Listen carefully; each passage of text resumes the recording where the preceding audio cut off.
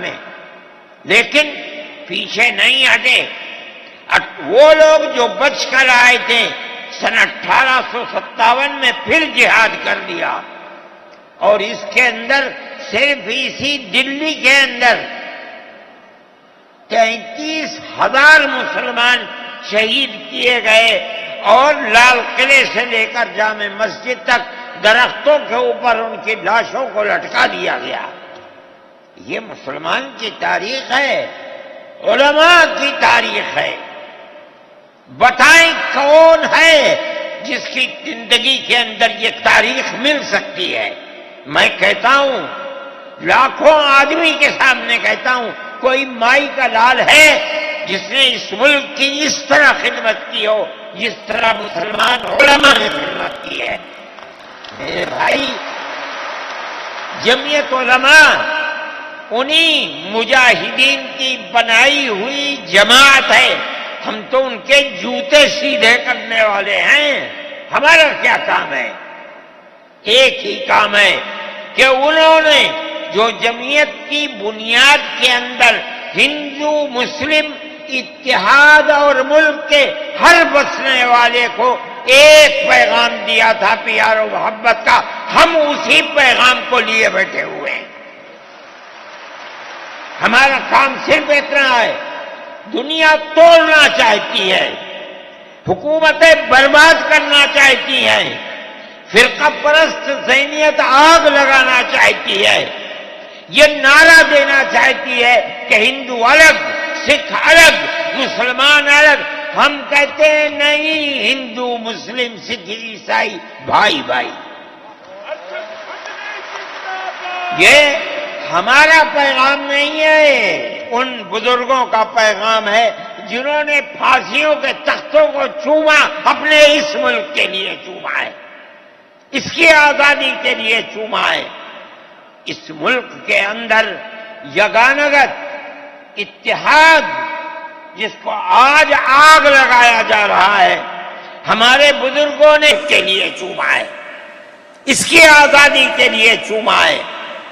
اس ملک کے اندر یگانگت اتحاد جس کو آج آگ لگایا جا رہا ہے، ہمارے بزرگوں نے اسی اتحاد کے لیے اپنی قیمتی جانوں کو قربان کیا ہے، اور ان کا مقصد یہ تھا کہ ملک آزاد ہو جائے، حکومت ایسی بننی چاہیے جو حکومت سیکولر حکومت ہو، کسی کا حق نہ جائے۔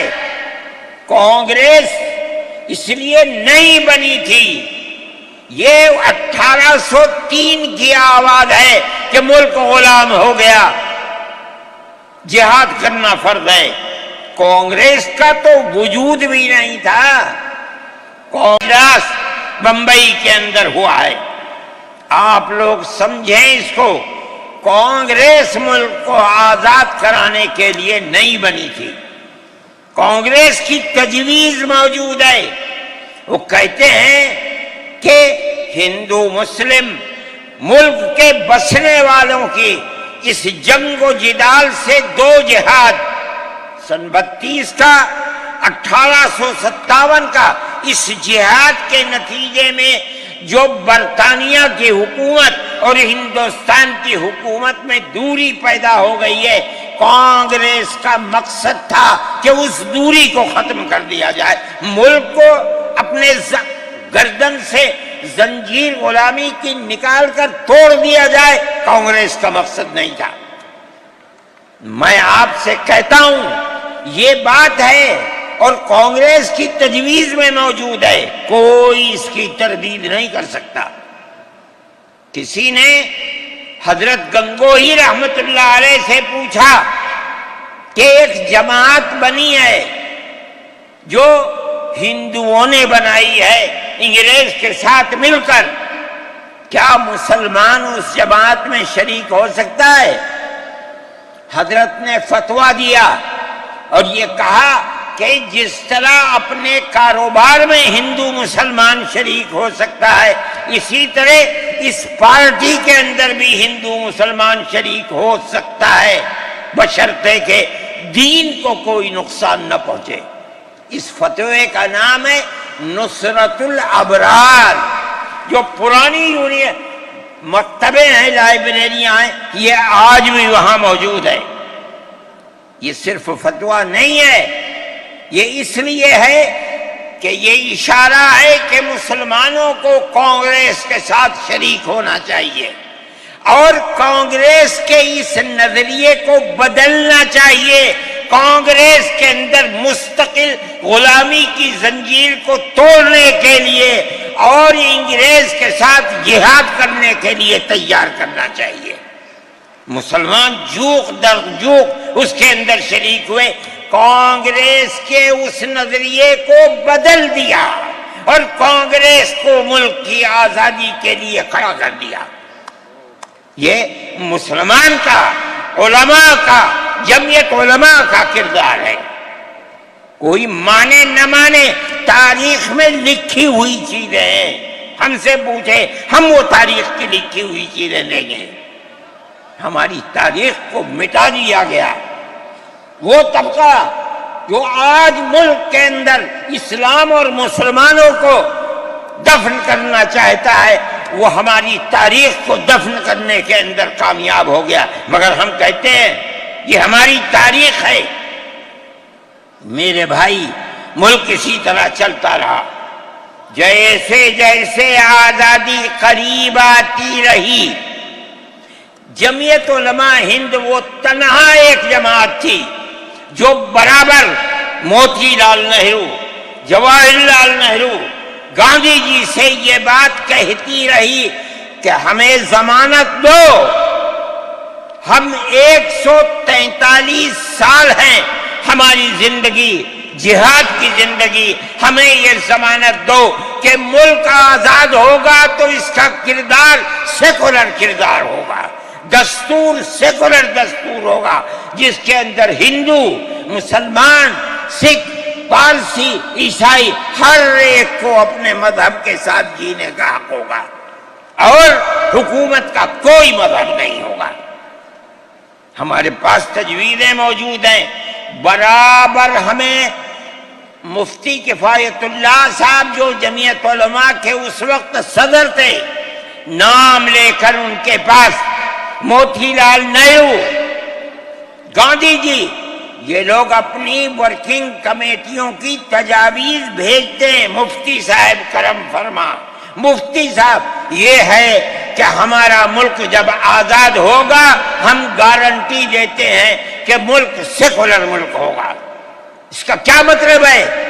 ہمارا کردار، ہمارا مذہب، ہمارا وقت، ہر چیز آزاد رہے گا، مسلمان جس طرح چاہے گا اپنی زندگی گزارے گا، اپنے مذہب کو سینے سے لگا کر زندگی گزارے گا۔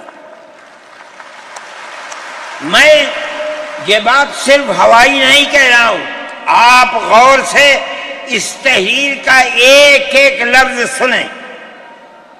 ہری پور ضلع سورت کا اجلاس عام جو 19، 20، 21 فروری 1938 میں، 47 میں ملک آزاد ہوا، یہ اجلاس 1938 میں، اس سے بھی 9 سال پہلے، یعنی آج کے مقابلے میں 80 سال پہلے یہ اجلاس ہوا تھا۔ اس کے اندر تجویز دیکھیے آپ، ورکنگ کمیٹی نے 1937 میں اپنی کلکتے کی میٹنگ میں اقلیتوں کے حقوق پر جو تجویز پاس کی تھی اسے یہ کانگریس منظور کرتی ہے، اس وقت کی بات ہے، اور نئے سرے سے اعلان کرتی ہے کہ ہندوستان کی اقلیتوں کے تمدنی، مذہبی اور لسانی حقوق کی حفاظت کرنا کانگریس کا پہلا فرض اور بنیادی پالیسی ہے، تاکہ حکومت کی کسی بھی ایسی اسکیم میں جس میں کانگریس شریک ہو، اقلیتوں کو ترقی اور نشو و نما کا زیادہ سے زیادہ موقع مل سکے۔ آپ الفاظ پر غور کیجئے، اور وہ قوم کی سیاسی، اقتصادی اور کلچرل زندگی میں پورا حصہ لے سکے۔ اس کے بعد اس بنیاد پر مسلمانوں کو مطمئن رہنا چاہیے کہ آزاد ہندوستان کی حکومت میں ان کا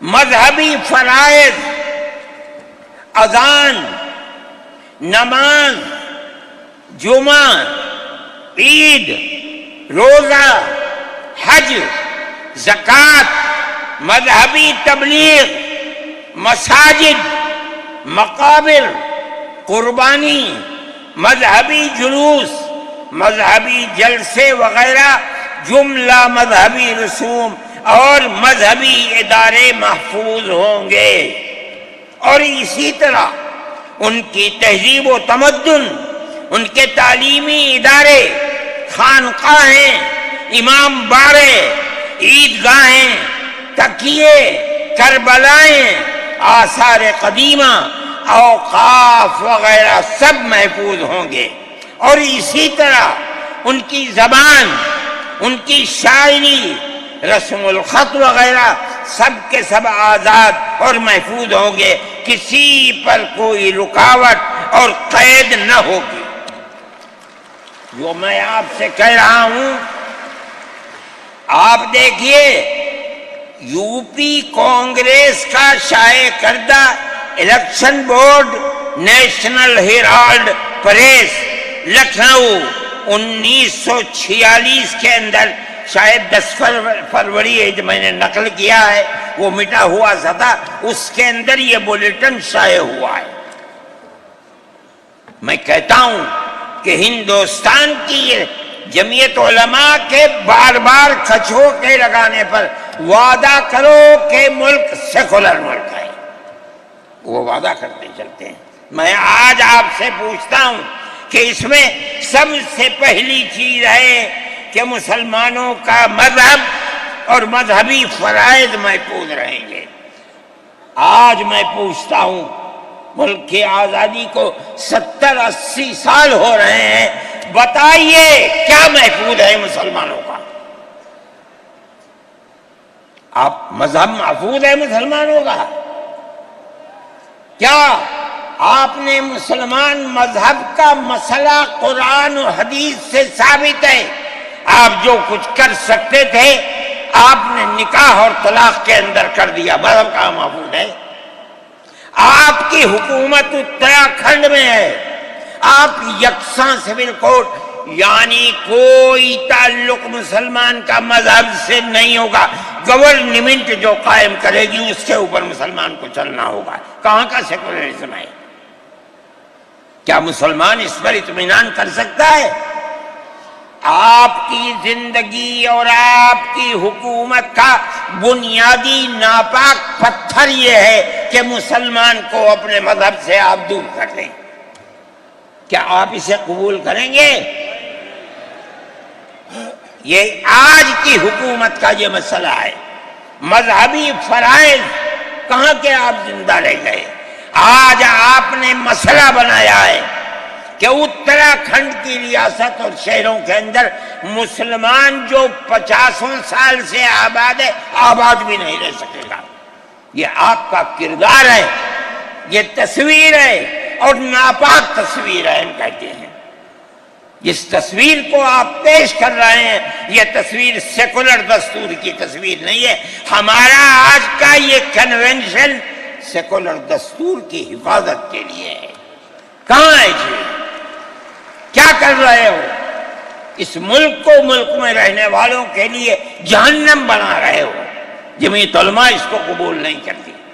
ہم تو کہہ رہے ہیں اس بات کو، کسی کی زبان اٹھتی ہو یا نہ اٹھتی ہو، لیکن ہم کہتے ہیں کہ جو ہو رہا ہے وہ ملک کو آگ لگانے کے لیے، دستور کو آگ لگانے کے لیے ہو رہا ہے۔ جمعیت علماء اسے قبول نہیں کرے گی۔ اگر جمعیت علماء نے اس بدترین حکومت جو یہ کہتی تھی کہ ہماری حکومت میں سورج نہیں ڈوبتا، جمعیت علماء نے کبھی اس کے سامنے سر نہیں جھکایا، اس کے بعد ہم کس کے سامنے سر جھکائیں گے؟ ہمارا سر صرف ایک اللہ کے سامنے جھکتا ہے اور کسی کے سامنے نہیں جھکتا۔ میرے بھائی، آپ ایک اس کو لیتے ہیں، میں کہتا ہوں اے کیا بیٹھا، آپ کیا کہتے ہیں؟ اس کے اندر جہاں ہے وہاں اسی طریقے سے اوقاف وغیرہ سب محفوظ ہوں گے۔ اوقاف محفوظ ہیں، یہ آپ کے سامنے حضرت مولانا بیٹھے ہوئے ہیں، تقریر کی ہے، اوقاف کو ہڑپنا چاہتے ہیں۔ ہماری مسجدیں اسی دلی کے اندر 400 500 سال کی مسجدیں ہیں، جس میں جمعیت علماء کا دفتر بنا ہوا ہے، عبد النبی اکبر کے زمانے کی مسجد ہے، اور کتنی مسجدیں ہیں جن کے پاس اوقاف، اللہ اکبر، لاکھوں کروڑ کے اوقاف ہیں۔ جونپور میں جا کر کے دیکھو کیسی مسجدیں ہیں، دلی کے قرب و جوار میں دیکھو کتنی بڑی بڑی مسجدیں ہیں۔ ہندوستان کا وہ طبقہ جو ان مساجد کے اوقاف کو ہڑپ کرنا چاہتا ہے، کہتا ہے اگر کسی وقف زمین یا مسجد یا کسی بھی چیز کے کاغذات وقف کے نہیں آئیں، اس کو وقف نہیں مانا جائے گا۔ کون 500 سال پرانے کاغذات لا کر کے پیش کر دے گا؟ قانون یہ تھا کہ جو مسجد بنی ہے، جو وقف پر بنتی ہے، وہ وقف ہے۔ آپ کو کیا درد ہے کہ آپ اس وقف کو ختم کرتے ہیں؟ اس کا مطلب ہے مسلمانوں کی زمین کو ہڑپ کرنا چاہتے ہو، حرام کھانا چاہتے ہو، اس لیے ان اوقاف کو ہڑپ کرنا چاہتے ہو۔ ہم اس کو قبول نہیں کرتے۔ اوقاف ہمارے آباء و اجداد کے کیے ہوئے ہیں، اوقاف اللہ کی ملکیت میں دیے ہوئے ہیں، مسجدیں بنی ہوئی ہیں، آپ ان کی حفاظت کیجئے، اس لیے کہ ہم اس ملک کے رہنے والے ہیں، ہم باہر سے آئے ہوئے نہیں ہیں۔ اگر ہندو گوجر ہے، مسلمان بھی گوجر ہے، اگر ہندو جات ہے، مسلمان بھی جات ہے، اگر ہندو راجپوت ہے، مسلمان بھی راجپوت ہے۔ جاؤ دیکھو کشمیر کے اندر، اگر ہندو برہمن ہے، مسلمان بھی برہمن ہے۔ ہم اسی ملک کے رہنے والے ہیں۔ کسی کو اچھا لگا یہ مذہب، وہ اس مذہب میں چلا گیا، کسی کو یہ مذہب اچھا لگا، وہ اس مذہب میں چلا گیا۔ کیا مذہب کی بنیاد پر اس ملک کے اندر آپ ہمیں جینے کا حق نہیں دیں گے؟ ہم اپنے جینے کا حق کو لیں گے۔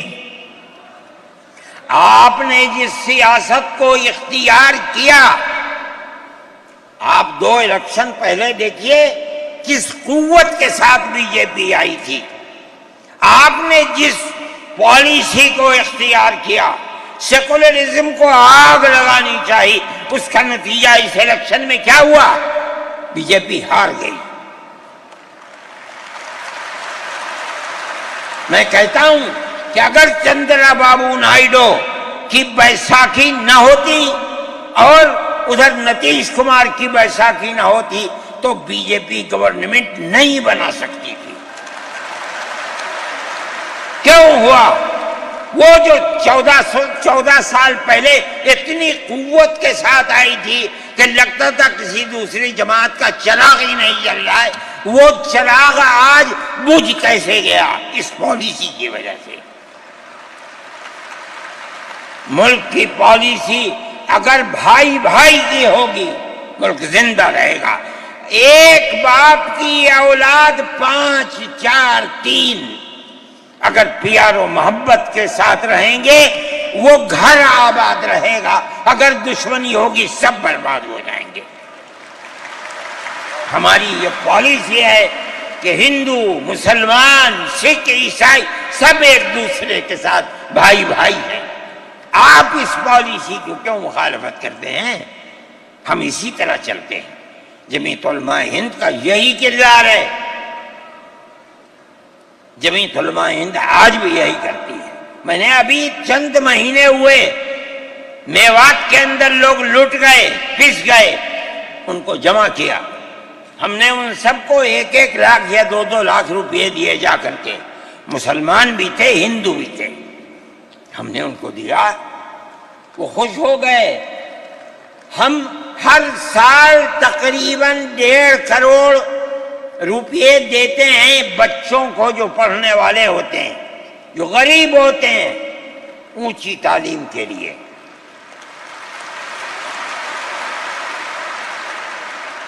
اس کے اندر مسلمان بچے بھی ہوتے ہیں، ہندو بچے بھی ہوتے ہیں. جمعیت علماء ہر ایک کی مدد کرتی ہے. بنیاد نہ بنائیں اور وہ جو گھروں سے باہر نکلے ان پر نقض امن کی بنیاد. آج بنگلور کے اندر جو یہ واقعہ 3 سال پہلے ہوا تھا، جو کرنے والا تھا وہ آزاد پھر رہا ہے، اور میں سمجھتا ہوں کہ 63 یا 64 لوگ 3 سال سے جیلوں کے اندر پڑے ہوئے ہیں، صرف اس لیے کہ جو نقض امن کرنے والا ہے اسے تو آپ نے آزاد چھوڑ دیا، اور جو احتجاج کرنے والے تھے ان سے آپ کو جیل میں بھر دیا. ہم اس چیز کو اس ملک کے امن کے خلاف سمجھتے ہیں. میرے بھائی، بلڈوزر چلانا یہ بھی ایک چیز تھی. آپ قانون کے خلاف ہونے پر بلڈوزر چلاتے ہیں، چاہے ہندو کا گھر ہو، چاہے مسلمان کا گھر ہو، چاہے عیسائی کا گھر ہو، ہم اسے بھی برا سمجھتے ہیں. آپ نوٹس دیجئے، چند دن کی مہلت دیجئے. کل آپ نے نوٹس لگایا، آج لگا دیں، خراب ہے. لیکن آپ دیکھ لیجئے 95% گھر مسلمانوں کے ہیں.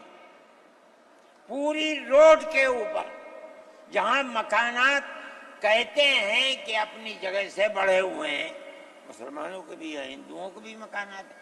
آپ صرف مسلمان کے مکان توڑ دیں. پھر دوسری مصیبت کیا ہے کہ اس مکان کے اندر مان لیجئے بوڑھے ماں باپ رہتے ہیں، جس کو آپ نے پکڑا ہے، کوئی غلطی ہوئی ہے، اس کے بیوی اور بچے رہتے ہیں اس مکان میں. غلطی اس ایک آدمی سے ہوئی، آپ پورے مکان کو گرا دیں، ماں باپ کہاں جائیں گے؟ ایسے مکانات کو گرا دیا جس میں وہ کرائے پر رہتے تھے، وہ ان کا مکان بھی نہیں، آپ نے گرا دیا. ہم اس کے خلاف، ہم یہ سمجھتے ہیں کہ گورنمنٹ کا یہ عمل ملک کے دستور اور آئین کے خلاف ہے. اس لیے جمعیت علماء ان تمام چیزوں کے اوپر نکیر کرتی ہے، اور ہم یہ سمجھتے ہیں کہ اگر یہ ملک زندہ رہے گا تو اخوت و ہمدردی اور پیار و محبت کے ساتھ زندہ رہے گا. جمعیت علماء کی یہ پالیسی ہے، ہم سب کو ساتھ لے کر چلتے ہیں.